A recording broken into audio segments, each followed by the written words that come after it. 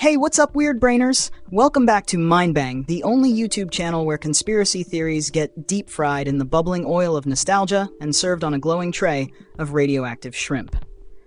Now, before we deep dive into the radioactive sponge hole that is Bikini Bottom, I gotta tell you about this wild dream I had last night.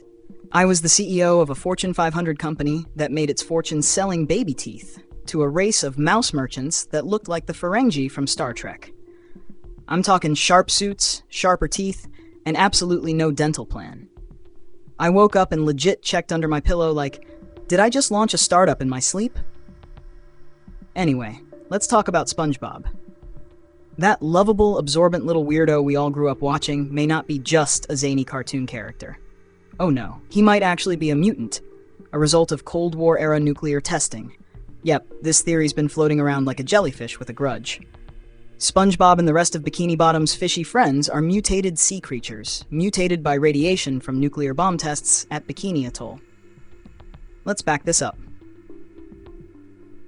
Real place, real Fallout Bikini Bottom? Not just a funny name. It's based on a real place, Bikini Atoll, in the Marshall Islands. In the 1940s and 50s, the US military turned Bikini Atoll into the world's angriest science fair, detonating 23 nuclear bombs in a zone that was home to actual humans until they were relocated. These tests had explosive yields over 7,000 times that of the Hiroshima bomb. Like, imagine microwaving your burrito, but with the power of 1,000 suns. That's what they did to the ocean. And guess what? The sea creatures down there didn't just get crispy. They evolved, or in this theory's case, mutated. Now enter Spongebob. Bikini Bottom, Fallout Fantasy. If you've ever wondered why the residents of Bikini Bottom act like they're constantly at a chaotic office Christmas party that never ends, it might be radiation-induced brain fog.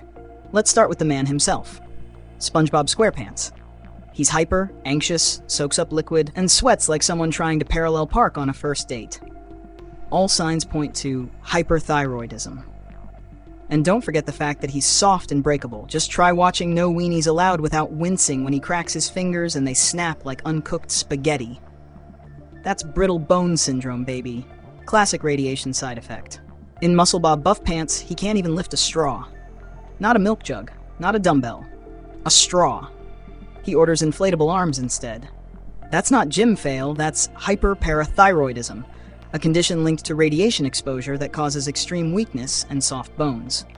Basically, SpongeBob's got the body of a used pool noodle and the energy of a squirrel on espresso. Now let's talk Patrick Star, SpongeBob's best bud and possible radioactive rock with legs. He's simple, happy, easily distracted. You know who else behaves like that? Someone who's maybe been genetically scrambled. You ever microwave your phone by mistake and it starts talking to you? That's Patrick Energy. Squidward, on the other hand, might be the most realistic character in Bikini Bottom. He's always pissed, hates his job, and has a massive head. That oversized noggin could be the result of a frontal lobe tumor. Not joking. Tumors in the frontal lobe can cause flat emotions, irritation, and lack of impulse control, aka every single one of Squidward's traits since Season 1. It's in the design.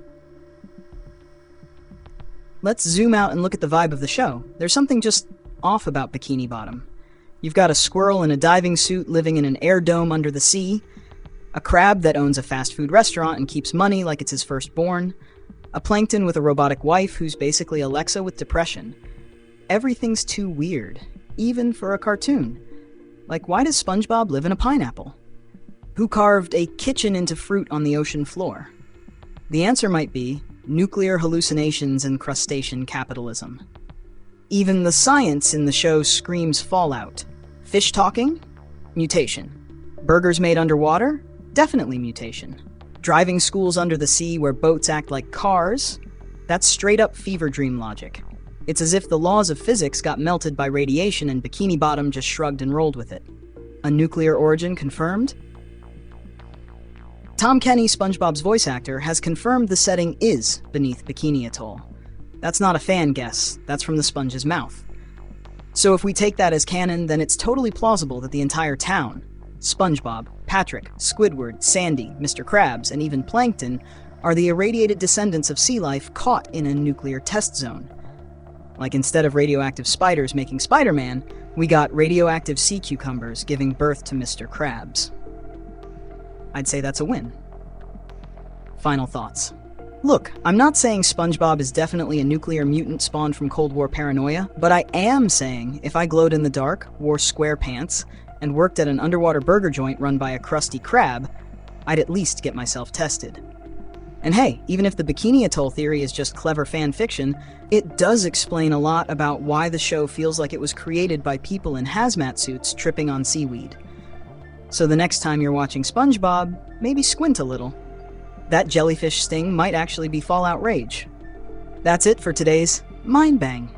If you love wild cartoon theories, subscribe if you've ever questioned how a sponge can drive a boat. Share with a friend who thinks SpongeBob is just for kids and not secretly a nuclear warning wrapped in seafoam. Drop a comment below if you think Sandy Cheeks is actually a government agent from Texas sent to monitor the mutations. Not saying she is, but she has a dome. Think about it. Until next time, stay weird, stay glowing, and don't trust any pineapples you find on the ocean floor.